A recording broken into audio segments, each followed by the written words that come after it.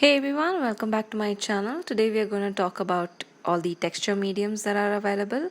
So let's start. The first one I have is resin sand. Now this I bought recently and I've used it in two paintings so far, and it's such an interesting medium. It's got a quite a thick texture. It holds a lot of it holds a good structure, and it's more or less like sand mixed with gel.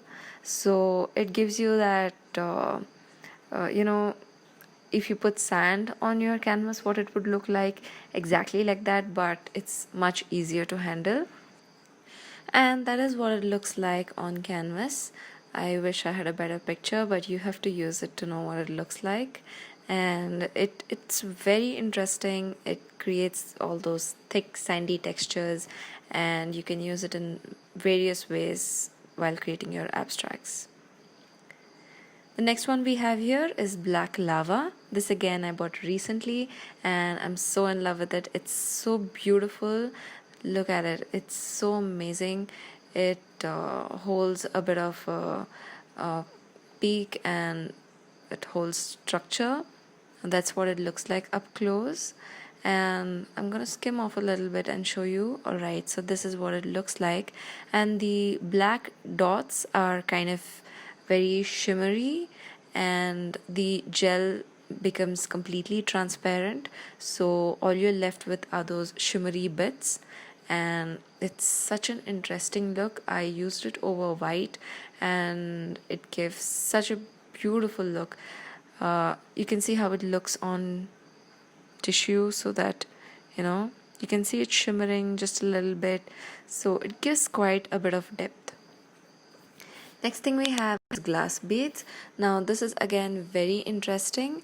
It's gel mixed with a lot of beads. It's literally that. It's named very aptly. Anyway, see, that's what it looks like up close. It's gel with a lot of transparent glass beads. So you can mix this with paint and apply it on top of your canvas or any media that you're using, and if you paint over it, this is what it looks like, and it's quite an interesting effect. Next thing we have Liquitex Ceramic Stucco. Now this was again a finer version of the resin sand. See how beautiful it looks, and if at all you're a baker, I would say it holds peaks like whipped egg white, if you're making meringue.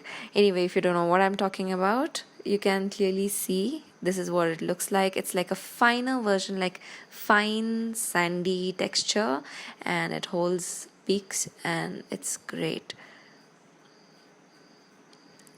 You can see what it looks like up close.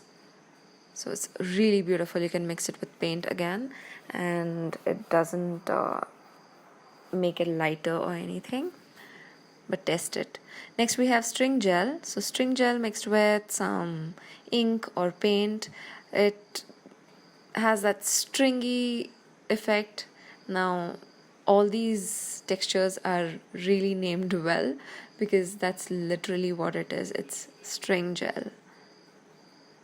So you just have to mix it with paint and drizzle it over, and it gives that kind of a look, and it's very beautiful.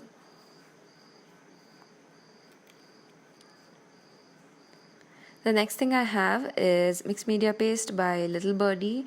It can be used as gesso or modeling paste, and this I bought from Itsy Bitsy store, and it's useful for creating thick textures and creating impasto techniques. Let's say it goes hand in hand with camel texture white as well, but this has a bit of a better texture to it.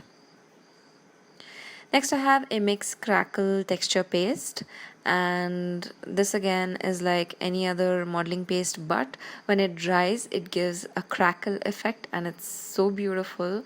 One thing you need to make sure is make sure your paste isn't completely dry. Even if it has an airtight cap, it still dries up. So what I usually do is I keep checking it regularly and I keep spraying it with water. Next I have matte pouring medium by Golden Acrylics, and this is my new favorite. I'm not a big fan of gloss and I really like matte surfaces, so this is pouring medium but with a matte finish, and it gives such a beautiful look.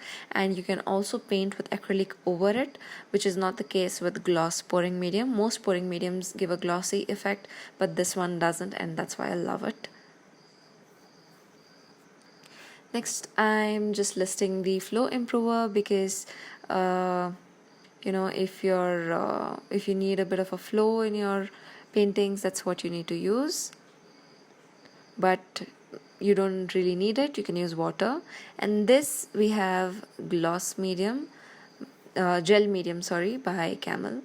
Next we have glow in the dark medium. This again I'm not a big fan because it doesn't really mix with other paints. If you're using it over the painting in the final layer, then yes, it glows very well, but if you're mixing it with paints, it's completely useless.